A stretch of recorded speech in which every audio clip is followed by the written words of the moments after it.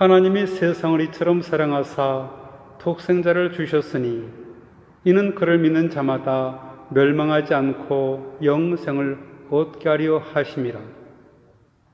성경은 하나님이 세상을 사랑하신다고 말씀합니다. 이 추하고 더러운 세상을 말입니다. 물론 여기서 말하는 세상은 인간 세계를 뜻합니다. 그 세상을 한마디로 요약하면 어두움입니다. 어두움의 다른 말은 죄입니다.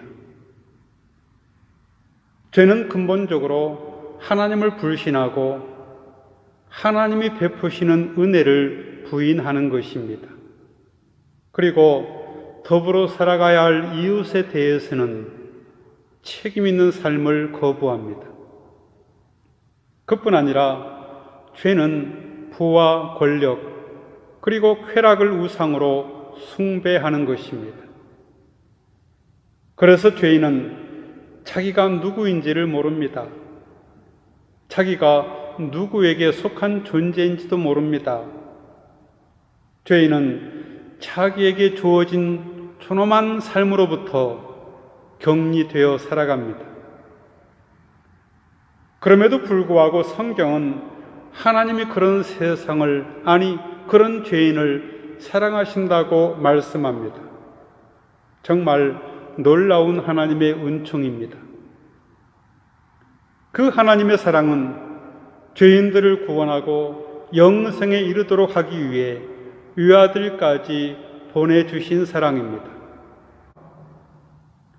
여기서 외아들의 외는 오직 하나를 가리키는 말이기도 하지만 가장 소중하다는 뜻도 있습니다.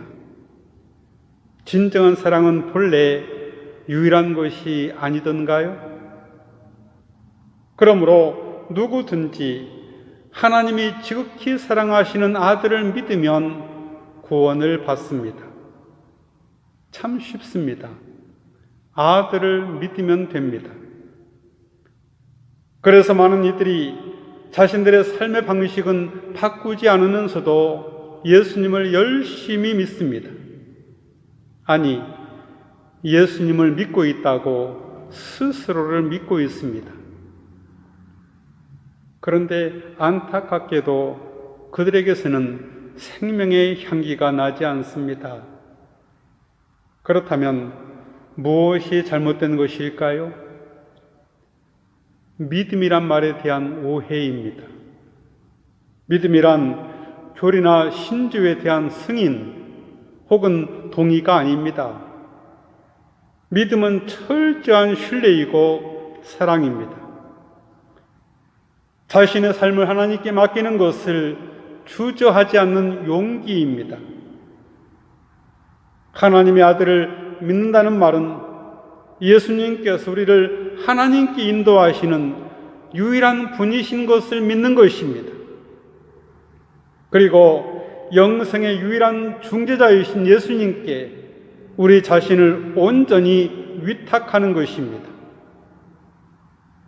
그런 예수님에게 자신의 몸을 맡기지 못하는 사람은 구원을 얻지 못합니다. 하나님의 아들을 믿는 사람은 그분이 추구하시는 바를 자신의 삶의 목표로 삼습니다. 성경은 인류의 첫사람이 선과 악을 알게 하는 나무 열매를 따먹었다고 말씀합니다. 선악을 분별하게 되었다는 것이 왜 문제일까요? 오히려 그런 분별력이 없는 것이 문제가 아닐까요? 옳습니다. 그러나 성경이 선악과 이야기를 통해 들려주고자 하는 메시지는 도덕적 분별력의 확장이 아닙니다. 도리어 저마다 자신을 척도로 삼는 일의 위험성을 경고하기 위함입니다. 사람들은 대개 자기가 옳다는 전제하에 타인을 바라봅니다. 그런 바라봄 혹은 판단이야말로 모든 폭력의 뿌리입니다. 그러나 예수님의 시선은 역설적입니다. 예수님은 가장 거룩한 척하는 이들에게서 위선을 보고 가장 천하다고 여겨지는 이들에게서 거룩함을 보십니다. 사람들이 다른 이의 눈에서 티끌을 볼 때 예수님은 그들의 가슴에 있는 눈물을 보십니다. 그러므로 이런 하나님의 아들을 믿는 사람은 심판을 받지 않습니다. 그러나 믿는다는 것이 무엇을 의미하는지 곰곰이 생각해 보아야 합니다. 여기서 중요한 것은 믿음의 대상입니다. 그 대상은 예수 그리스도이십니다. 믿음은 예수 그리스도에게서 일어난 사건을 하나님의 구원의 행위로 받아들이는 것입니다. 우리는 다행스럽게도 사도들을 통해서 예수 그리스도에게 일어난 사건이 무엇인지를 정확하게 전달받았습니다. 예수님은 심판하러 오시지 않았습니다. 그러나 믿지 않는 사람은 이미 심판을 받았다고 말씀합니다. 종말이 철저히 현재화되고 있습니다. 그것은 하나님의 독생자 이름을 믿지 않았기 때문입니다. 예수님은 육신으로 태어나실 때부터 이미 심판의 자격을 가지고 태어나셨습니다. 예수님은 하나님의 심판을 위탁받으신 분으로 이 세상에 오셨습니다. 그분은 이 세상의 현재이십니다.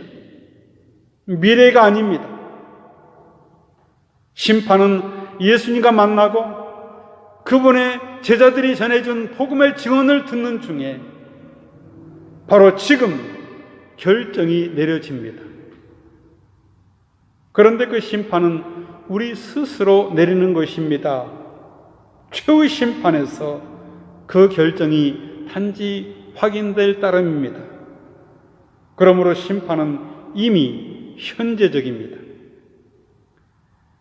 그분을 믿는 사람은 이미 구원을 받았지만 그분을 믿지 않는 사람은 이미 심판을 받은 것입니다. 진리로부터 눈이 먼 사람은 이미 심판을 받았습니다. 종말을 따로 기다릴 필요가 없습니다. 심판을 받았다고 하는 것은 빛이 세상에 들어왔지만 사람들이 자기들의 행위가 악함으로 빛보다 어둠을 더 좋아했다는 것을 뜻합니다. 사람들이 이 빛에 대해서 내린 결단 속에서 심판은 현재적인 것이 되었습니다. 왜냐하면 예수 그리스도 안에 나타난 이 빛은 참되고 본래적이며 궁극적인 생명이기 때문입니다. 이 생명은 태초부터 하나님과 함께 계셨으며 하나님이 인간에게 주시고자 하셨던 바로 그 생명입니다. 이 생명을 기피하고 거부하는 것은 궁극적인 죽음을 의미합니다. 악한 일을 저지르는 사람은 누구나 빛을 미워하며 빛으로 나오지 않습니다. 그것은 자기 행위가 드러날까 보아 두려워하기 때문입니다. 예수님의 의도와는 상관없이 그분의 존재 자체가 이미 세상에 대한 심판입니다. 왜냐하면 어두움은 빛을 좋아하지 않기 때문입니다. 스스로 거룩하다고 여기는 이들은 진짜 거룩한 분을 받아들이려고 하지 않습니다. 자기 내면의 누추함이 폭로될까 두렵기 때문입니다. 문제는 사탄도 빛의 천사로 가장한다는 사실입니다. 그래서 우리에게는 분별력이 필요합니다. 하나님을 외면한 사람들의 삶의 특색이 있습니다. 요한은 그것을 빛보다 어둠을 더 사랑하는 것이라고 말합니다. 왜 어둠을 더 사랑할까요? 자기의 어두운 행실이 폭로될 것이 두려워서입니다. 현재의 모습이 악을 행하고 있기 때문에 빛을 미워하고 어둠을 사랑합니다. 우리는 죄 지은 사람의 목소리가 더 크다는 사실을 잘 압니다. 도덕적 정당성을 잃은 사람들이 오히려 남의 작은 허물에도 크게 반응합니다. 자신의 어둠을 숨기기 위해서입니다. 그러나 진리를 행하는 사람은 빛으로 나옵니다. 악을 행치 않고 진리만을 쫓는 사람에게는 이 세상은 모든 것이 빛일 뿐입니다. 그것은 자기의 행위가 하나님 안에서 이루어졌음을 나타내리는 것입니다. 누구라도 죄 없는 사람은 없습니다. 빛 앞에 가까이 다가설수록 그림자는 더 짙게 보입니다. 하지만 그 그림자를 보고 자신의 삶의 자세를 가다듬을 수만 있다면 그 또한 얼마나 좋은 일이겠습니까? 아직 우리에게는 감출 것이 많이 있습니다. 남에게 드러나지 않았으면 하는 일들 말입니다. 하지만 하나님 앞에서는 아무것도 은폐할 수 없습니다. 거짓은 거짓을 낳습니다. 죄는 더 큰 죄를 부릅니다. 그런데 그 악순환의 고리를 끊어주시는 분이 계십니다. 그분은 바로 예수 그리스도이십니다. 주님 덕분에 우리는 하나님 앞으로 나갈 기회를 얻었습니다. 같이 기도하겠습니다. 사랑하는 주님, 주님의 마음은 사랑뿐입니다. 저희는 주님을 봅니다. 주님을 듣습니다. 주님을 만집니다. 주님이 저희를 사랑하심을 저희 모든 존재로 압니다. 예수님의 이름으로 기도하옵나이다. 아멘.